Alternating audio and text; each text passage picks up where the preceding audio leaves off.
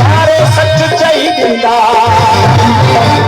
वो सारे सच चाहिदा ऐं साहस अहिड़ो चाहिदा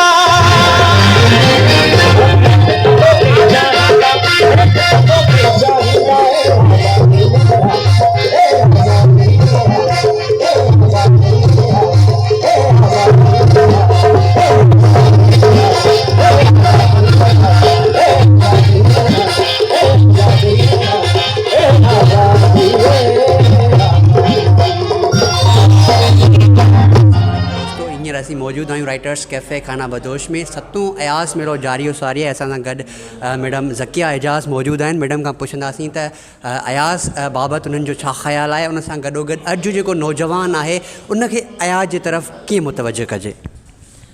अयाज़ ते त उहो ई ॻाल्हि आहे जेको अयाज़ जेॾो कद काठ रखे ऐं असां त अयाज़ जी शाइरी पढ़ी करे पंहिंजो पाण खे सम्झूं था त अयाज़ असांजे लाइ हिकिड़ो वॾो डॉक्यूमेंट छॾे वियो आहे तारीख़ जो। अयाज़ जे लफ़्ज़नि में त मां मुस्तक़बिल खां मुस्तक़बिल जो शाइर आहियां, त अयाज़ जी शाइरीअ खे तव्हां हर दौर सां रिलेट करे सघो था। अॼु मीडिया ते जेको हींअर सेशन हलियो त फ्रीडम ऑफ एक्सप्रेशन ख़तमु थी वियो आहे ऐं माण्हू कंहिं बि इशू ते खुली ॻाल्हाए नथो सघे। त असां जॾहिं अयाज़ जो किताबु खोले 60s जा ऐं 70s जा त तव्हांखे अलाए त केतिरा अयाज़ जा उन ते शेर मिलंदा। बिल्कुलु मुंहिंजे पुठियां बि तव्हांजे शेर खे ॾिसंदो त लिखियो पियो आहे त जेको आहे सो ॾात वॾी शइ न आहे पर सच वॾी शइ आहे, जो सच मचाए मच सो मच वॾी शइ आहे। सो अयाज़ जी शाइरी मुस्तक़बिल खां मुस्तक़बिल जी शाइरी आहे ऐं मां सम्झां थी त हीउ सतों अयाज़ मेलो तॾहिं ई पॉसिबल थी सघियो आहे जॾहिं असांजे नौजवान इन में तमामु घणी इंट्रस्ट वरिती आहे। जॾहिं असां पहिरियों अयाज़ मेलो कयो हो त असां नौजवाननि जी इन में दिलचस्पी ॾिसी हैरान थी विया हुआसीं। जेको इहो मशहूरु हूंदो हो त असांजे नौजवान खे किताब सां का इंट्रस्ट कोन्हे, शाइरी सां का इंट्रस्ट कोन्हे, उहो बसि कॉर्पोरेट माइंड जो आहे ऐं उनखे सिर्फ़ु जेको आहे सो कैपिटलिज़म जे तरफ़ तमामु घणो लाड़ो आहे। पर ईअं हरगिज़ कोन हुयो। असांजे नौजवान खे जॾहिं असां इहो माहौल ॾिनो त उन इहो साबित करे ॾेखारियो त अॼु बि उन में उहे ई जेके आहिनि सो अदब लाइ, आर्ट लाइ, कल्चर जे लाइ जेको तमामु घणो प्यारु आहे ऐं तमामु घणी अपनायत आहे जेका अयाज़ मेले में असां ॾिसी सघूं था। नौजवान खे कीअं मुतवजह कजे शेख अयाज़ जे तरफ़। हींअर अयाज़ मेले में असां तमामु बहितरीनु सेशन्स रखिया आहिनि जंहिंमें नौजवाननि जे लाइ असां जेको आहे सो तव्हां पाण ॾिसो पिया था त हर सेशन में असां कुझु न कुझु ॿुधाइण जी कोशिशि कई आहे त कहिड़े तरीक़े सां जीअं चवंदा आहिनि न त जेको आहे सो हिकिड़ो राइटर सोसाइटी जो साइंटिस्ट हूंदो आहे, सोशल साइंटिस्ट जंहिंखे असां चवंदा आहियूं, उहो ई सॼे सोसाइटी खे गाइडलाइन ॾींदो आहे त हीउ मुआशिरो कहिड़े तरफ़ वञे ऐं कहिड़े तरफ़ वेंदो त ख़तरनाक साबित थींदो।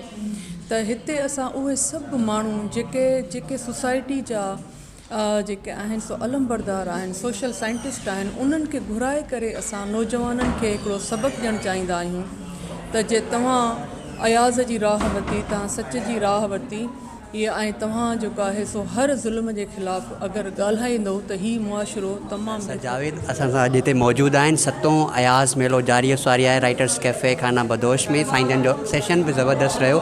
साईं खां इहो सुवालु पुछंदासीं त पहिरीं त मीडिया जे हवाले सां त असांजो जेको नौजवान आहे उनखे कीअं कैरी ऑन करणु घुरिजे मीडिया में, उनखां पोइ अॼु जेको नौजवान आहे उनखे अयाज़ ॾांहुं कीअं मुतवजह कजे।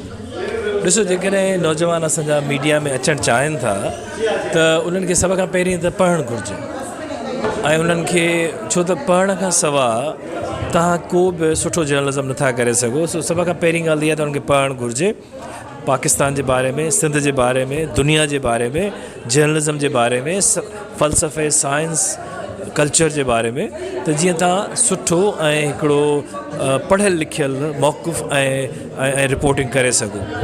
ॿी शइ इहा आहे त उन्हनि खे मल्टीमीडिया में अचणु घुरिजे, डिजिटल प्लेटफॉर्म्स ते अचणु घुरिजे जिन जो मुस्तक़बिल आहे। छो त असांजूं अख़बारूं, असांजा टीवी इहे सभु डिक्लाइन करे सघनि था, पर मुस्तक़बिल जो जेको मीडियम आहे उहो डिजिटल मीडियम आहे, त उन में उन्हनि खे अचणु घुरिजे। त हीअ शेख अयाज़ जे तरफ़ राग़िब करण जी ॻाल्हि आहे त मुंहिंजो ई ख़्यालु आहे त अहिड़ा प्रोग्राम जेके थियनि था, जीअं अयाज़ मेलो थिए थो, ऐं जेके अयाज़ जे बारे में सेमिनार्स थियनि था, जेके उन्हनि जा लिखियल किताब आहिनि उहे माण्हुनि ताईं पहुचनि, सस्ता क़ीमतुनि ते पहुचनि ऐं उहे डिजिटाइज़ थियनि त जीअं ॿारनि खे उन्हनि खे एक्सेस करण में सहूलियत थिए, डिजिटल प्लेटफॉर्म्स तां उहे खणी सघनि उन्हनि खे बग़ैर पैसा ख़र्च करण जे। घणे में घणा नौजवान उन्हनि खे पढ़नि त जीअं उहे उन जे बारे में ॼाणे सघनि, अयाज़ जी शाइरी जे बारे में, अयाज़ जे फ़लसफ़े जे बारे में, अयाज़ जे लिखत जे बारे में। केॾो त ख़ूबसूरत लिखंदो नसर ऐं नज़्म ॿिन्ही में। सो मुंहिंजो इहो ख़्यालु आहे त इन्हनि खे डिजिटाइज़ कनि, कल्चर डिपार्टमेंट मैडम अतिया असां सां गॾु हिते मौजूदु आहिनि 7 अयाज़ मेले में। मैडम खां असीं पुछंदासीं त शेख अयाज़ बाबति उन्हनि जो छा ख़्यालु आहे, उन सां गॾोगॾु अॼु जेको नौजवान आहे उनखे शेख अयाज़ ॾांहुं कीअं मुतवजो कजे। ऐं शेख अयाज़ सिंध जो शऊर आहे ऐं उनखे हिकिड़ो इंटरनेशनली तौर ते सुञाणप मिलियल आहे ऐं सिंध जे पूरे इन शऊर खे डेवलप करण में शेख अयाज़ ऐं उनजी टहीअ जो इलाही वॾो हथु आहे। ऐं शेख अयाज़ उन सॼे जेका अॼुकल्ह बि जेका टही ज़िंदा आहे उन ते शेख अयाज़ जी हिकिड़ी इलाही गहरी छाप मौजूदु आहे। उन जे सॼो शऊर जे सिलसिले खे अॻियां वठंदे ऐं उन मां पढ़ी ऐं पुख़्ता थी उहे ज़हन ॿाहिरि निकिता आहिनि। उहो शेख अयाज़ हिकिड़ी यूनिवर्सिटी आहे असां सभिनी जे लाइ। ऐं हीअ अयाज़ मेलो जे हवाले खां हिकिड़ी ख़ुशी जी ॻाल्हि आहे त उनजी शेख अयाज़ खे मञता ॾियण जे लाइ औरतूं अॻियां आयूं आहिनि ऐं उन जे हवाले खां उन्हनि इन से हीअ हमेशह हर साल ई मल्हाइनि थियूं। हीअ 7 अयाज़ मेलो आहे ऐं सभिनी खां जेका बहितर ॻाल्हि नज़र अचे थी त असांखे पहिरें ईअं हूंदो आहे त असां वटि नौजवाननि में हाणे किताबनि पढ़ण जो शौक़ु न रहियो आहे ऐं वधीक संजीदा ॻाल्हियुनि जो शौक़ु न रहियो आहे ऐं घणो करे हिते जेके म्यूज़िक प्रोग्राम था अचनि, इहा इलाही सुठी ॻाल्हि आहे म्यूज़िक प्रोग्राम ॿुधण जे लाइ, पर हिकिड़ो इहो माण्हू जेके नक़ादनि उहे इहे ई सम्झंदा आहिनि त हू रुॻो म्यूज़िक ॿुधण जे लाइ। पर हिते जेको इहे गवाह आहे इन सॼी शइ जी त जेके वीडियो बि ठहनि था त तव्हां उन में ॾिसो त जॾहिं हिकिड़ा संजीदा मौज़ूअनि ते हिते वेहक थिए थी त नौजवाननि जो तमामु वॾो तइदादु आहे। सीनियर अदीब बि आहिनि पर नौजवाननि जो इलाही वॾो तइदादु आहे जेको ॾाढो गौर सां ॿुधे थो, सवाल करे थो। त इहो हिकिड़ो तमामु बहितर विञाण आहे सिंध जे इन शऊर जे हवाले खां जेको अयाज़ मेलो उन जी रिवायतुनि खे ॿीहर वरजाए रहियो आहे। असां वटि 70 जे ॾहाके में ऐं असीं इहे तमामु घणा अहिड़ा अदबी मतिलबु अदबी हवाले खां वेहकूं थींदियूं, सिंधी अदबी संगत हूंदी, ॿिया तमामु घणा अञा बि आहिनि उहे। पर हिकिड़े तरह सां मेले जे ज़रिए बि नौजवाननि खे वरी किताबनि सां जोड़णु, वरी उन सिंधी अदब सां जोड़णु, उन जो इलाही वॾो हथु आहे अयाज़ मेले जो। तव्हां असांजे नौजवाननि खे शेख अयाज़ जो को कहिड़ो किताबु रिकमेंड कंदा त हू पढ़नि? ऐं शेख अयाज़ जा त समूरा किताब जेका बि उहा उनजी सॼी शाइरी आहे उहा सभई किताब पढ़णु खपनि। शेख अयाज़ त हिकिड़ो अहिड़ो मतिलबु को बि मतिलबु शाइर हुजे, को बि अदीब हुजे, पर किताब हिकिड़ो पढ़ण सां उञ वधंदी आहे।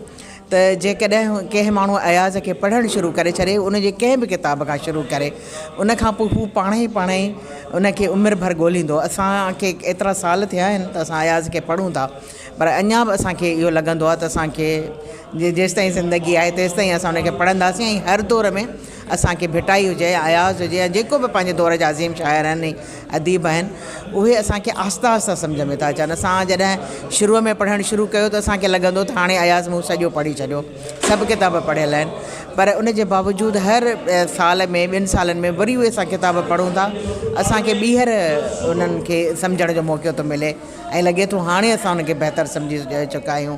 त इन तरह सां कंहिं हिकिड़े किताब जे हवाले खां न शुरू कनि अयाज़ खे पढ़णु ॿुधणु। ऐं इन खां सवाइ ॿिया बि असांजा जेके कहाणीकार आहिनि, नूरुलदा शाह खे पढ़णु, अमर जलील खे पढ़णु, त इहे सभु अदीब असांजो हिकिड़ो वॾो सरमायो आहिनि जंहिंजे करे असांजे सिंध में अञा ताईं हिकिड़ो शऊर ज़िंदा आहे। सिंध ऐं हिन जो जेको मज़ामती किरदारु सिंधी असांजो आहे उहो अञा ताईं आहे। नौजवाननि जी जेका अञा ताईं असां वटि हिकिड़ी मुस्बत अंदाज़ सां जेकर असांजा नौजवान हिते बीठा आहिनि उन में सॼो हिननि असांजे अदीबनि जो सम्झो बहितरीनु शाइर साईं अयूब खोसो हिते मौजूदु आहे।